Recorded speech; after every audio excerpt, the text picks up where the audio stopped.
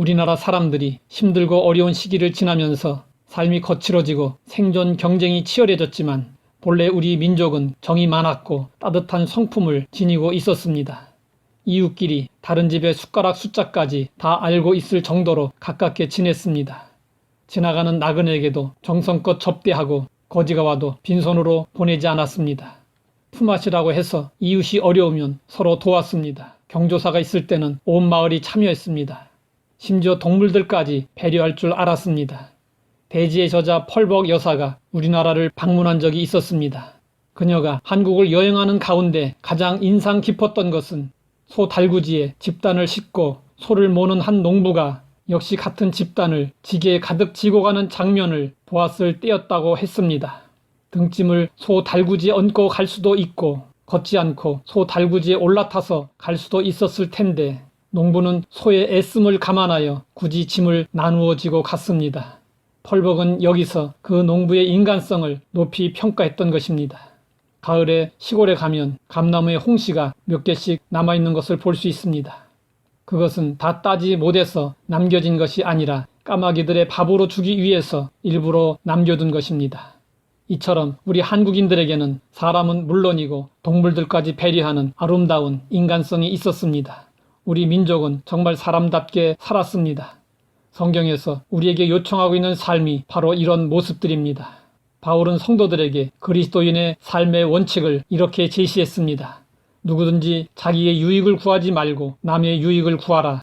죄의 속박에서 벗어난 그리스도인은 그리스도 안에서 자유를 얻었습니다. 진리 안에서 자유를 누리는 사람에게는 우상의 제물이라고 해도 하나의 음식에 불과했습니다. 그래서 바울은 우상에게 바쳐진 제물이 시장에 싸게 나와 있으면 사서 먹을 수도 있었습니다. 바울은 사람들이 꺼리는 음식이라도 하나님께서 지으신 모든 것이 선하기 때문에 감사함으로 받으면 버릴 것이 없고 문제가 될 것이 없는 믿음을 가지고 있었습니다.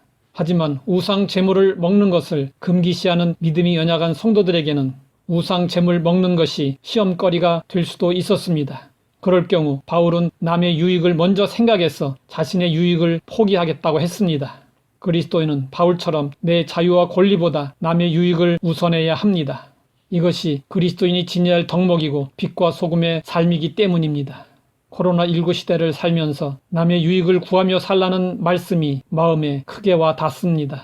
신앙의 자유도 중요하지만 더 중요한 것은 덕을 세우는 일이라고 했습니다. 덕을 세우기 위해 자신에게 주어진 신앙의 자유를 유보하는 일은 아름다운 일입니다. 이것이 진정한 이웃 사랑입니다. 우리는 무엇을 할 수 있는지 보다는 그것이 이웃에게 덕이 되고 유익이 되는지 살펴보아야 합니다. 내 유익만을 생각하다가 형제 자매를 넘어지게 해서는 안 됩니다. 우리는 다른 사람을 위해 접어야 할 나의 자유의 영역은 무엇인지 생각해 보아야 합니다. 하나님 아버지, 진리를 알고 그리스도 안에서 자유를 누리게 하시니 감사합니다. 모든 것이 가하나 모든 것이 유익한 것은 아니요 모든 것이 가하나 모든 것이 덕을 세우는 것은 아니니 누구든지 자기의 유익을 구하지 말고 남의 유익을 구하라 하셨으니 나의 유익만을 생각하지 말고 이웃에게 유익을 주며 덕을 세우는 삶을 살게 하옵소서. 예수님의 이름으로 기도드립니다.